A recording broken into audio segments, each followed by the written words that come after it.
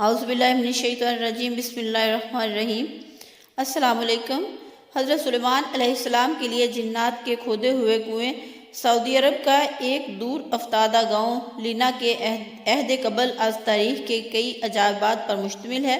یہاں حضرت سلیمان علیہ السلام کے لشکر کے لیے جنات کے کھودے ہوئے 300 کنویں بھی ہیں، اور ان میں سے بیشتر اگرچہ ناکارہ ہو چکے ہیں، مگر 20 کنویں اب بھی لوگ میٹھا پانی حاصل کرنے کے لیے استعمال کرتے ہیں۔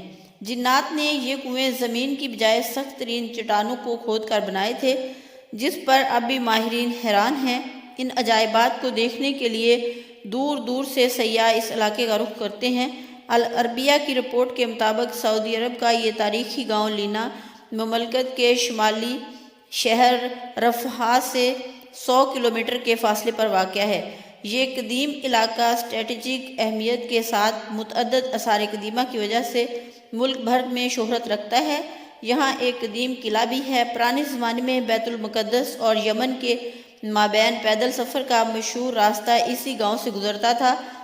عدن سے عراق جانے والا ملکہ زبیدہ کا بنائی ہوئی مشہور سڑک درب زبیدہ بھی یہیں سے ہو کر جاتی ہے۔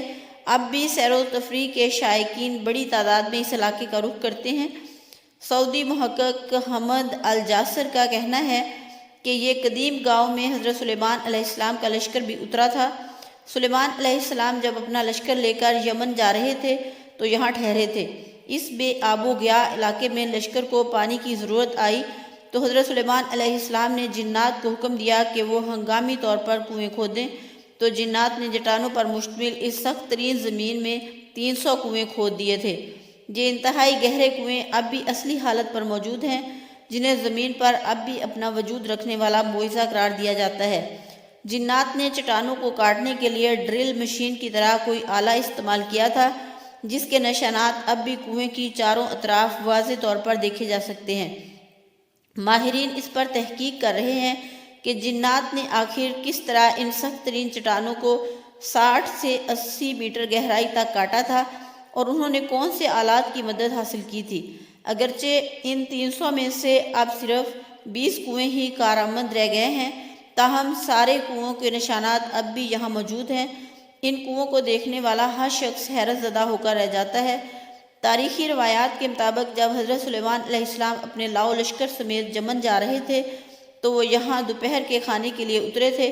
لشکر میں جنات کی فوج بھی شامل تھی۔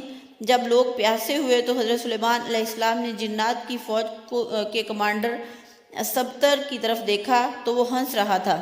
حضرت سلیمان علیہ السلام نے اس سے ہنسنے کی وجہ پوچھی تو اس نے کہا کہ آپ لوگ پیاس سے تڑپ رہے ہیں، مگر میٹھا پانی آپ کے قدموں کے نیچے ہی ہے۔ حضرت سلیمان علیہ السلام نے سبتر کو پانی نکالنے کا حکم دیا تو تھوڑی دیر میں ہی اس نے اپنی فوج کی مدد سے 300 کنویں کھود دیے، اور سیدنا سلیمان علیہ السلام کا پورا لشکر سیراب ہو گیا۔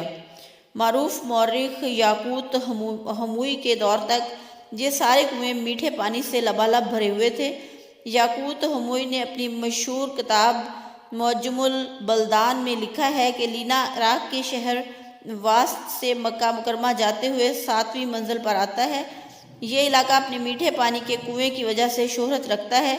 ان کنووں کی وجہ سے یہ علاقہ بعد میں ایک تجارتی مرکز بن گیا تھا، جہاں عراق اور عرب کے تاجر منڈیاں لگاتے۔ نجد سمیت سعودی عرب کے شمالی علاقوں کے لوگ یہاں آ کر خریداری کرتے۔ تاجر اپنے سامان تجارت کو یہاں اگلے سیزن تک محفوظ کے لیے پہاڑوں پر بنے بڑے بڑے گوداموں میں رکھتے، جنہیں سیابیت کہا جاتا ہے۔ یہ گودام اب بھی یہاں موجود ہیں۔